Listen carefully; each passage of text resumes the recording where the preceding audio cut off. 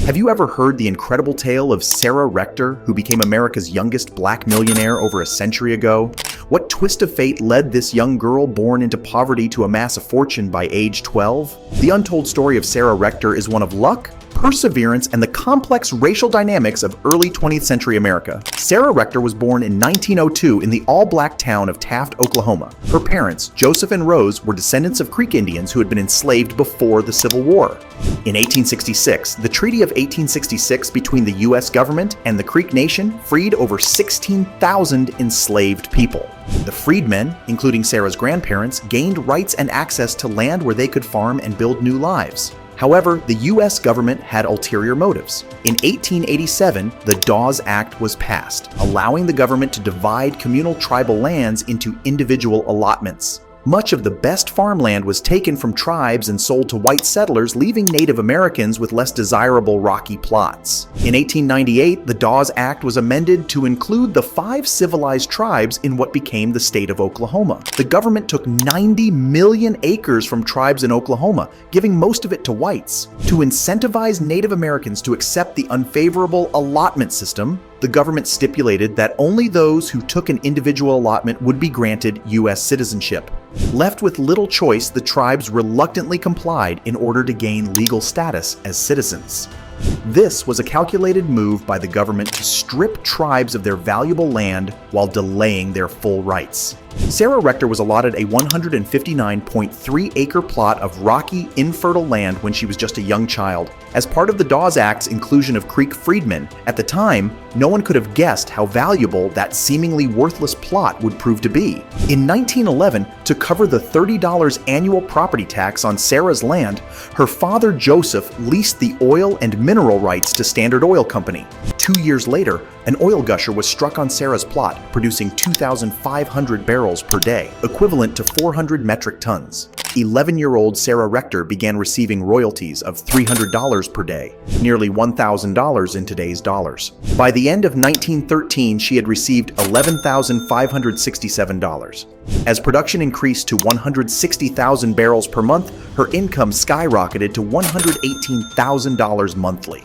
News of the colored girl who had struck it rich spread like wildfire. Sarah Rector became a household name, heralded as the wealthiest black child in America. The Kansas City, Kansas Black Press National Review wrote in 1913 that Rector's income exceeded the president's.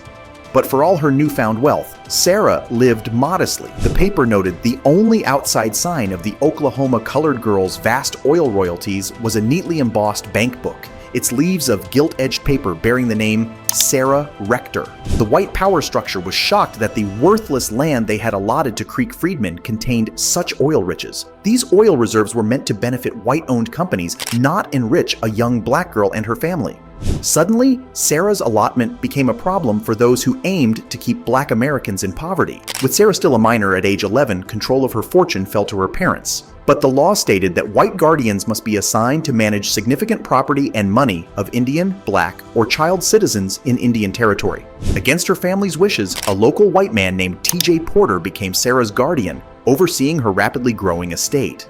As word spread of the preteen black girl who was now the wealthiest black person in America, Sarah faced a frenzy of media attention and people seeking to exploit her. By age 12, she had received at least 4 marriage proposals from white men in Germany, hoping to control her money. Loan requests, pleas for gifts and money, and other appeals flooded in from around the world. But Sarah rejected all these attempts to take advantage of her. Behind the scenes, more sinister efforts were underway to undermine Sarah and her family. In 1914, allegations emerged that her white guardian T.J. Porter was grossly mismanaging Sarah's fortune. Despite her wealth, Sarah lacked proper clothes, education, and care, while Porter lived lavishly off her royalties. It was also discovered that Porter's associate, known racist Bob Fite, had sold a building to Sarah for the exorbitant price of $57,000. Outraged black leaders and press outlets protested this mistreatment and neglect of Sarah. Black families faced violence and intimidation for owning land, with one young landowner's house dynamited. Extortion of black children's guardianship was common. Activists like James C. Waters, Jr. of the NAACP pressured the court to allow black guardians to care for Sarah, but the court refused.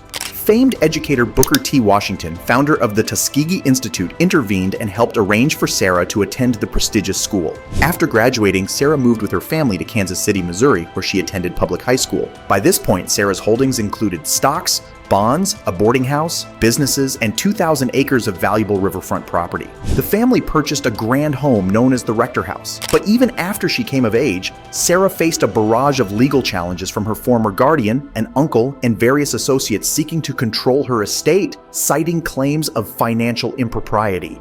However, the court dismissed these claims as nothing more than grafter's greed. At 20, Sarah married Kenneth Campbell, a successful entrepreneur and car dealer. The couple had 3 sons together before divorcing in 1930. 4 years later, she remarried to William Crawford. Throughout her life, Sarah lived comfortably, enjoying a taste for nice clothes, cars, and entertaining celebrities. She gave generously to charities and African American community organizations. Sadly, by the time Sarah passed away in 1967 at age 65, her vast fortune had significantly diminished, likely lost through financial mismanagement, lavish spending, and the stock market crash. However, she still retained some oil-producing wells and real estate.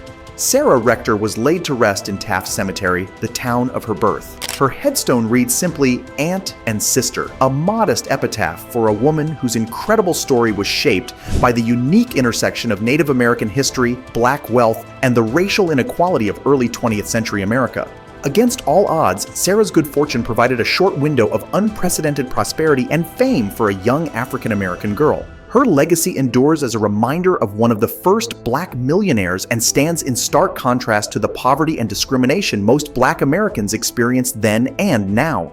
Sarah Rector's story epitomizes the perseverance of African Americans in the face of systemic racism and injustice. Born into poverty, Sarah defied the odds by becoming the richest colored girl in the world in the 1910s after oil was discovered on her land. However, her wealth made her a target of exploitation by white guardians and swindlers. The Dawes Act, designed to disenfranchise people of color and Native Americans, shaped Sarah's story. Her remarkable success, despite the racial hostility of her era, reminds us that Black brilliance cannot be suppressed. As we reflect on Sarah's legacy, we must confront the enduring impact of racism and dedicate ourselves to the ongoing fight for racial and economic justice. Sarah Rector's life is a testament to the resilience of African Americans in claiming their rightful place in the American dream, no matter the obstacles.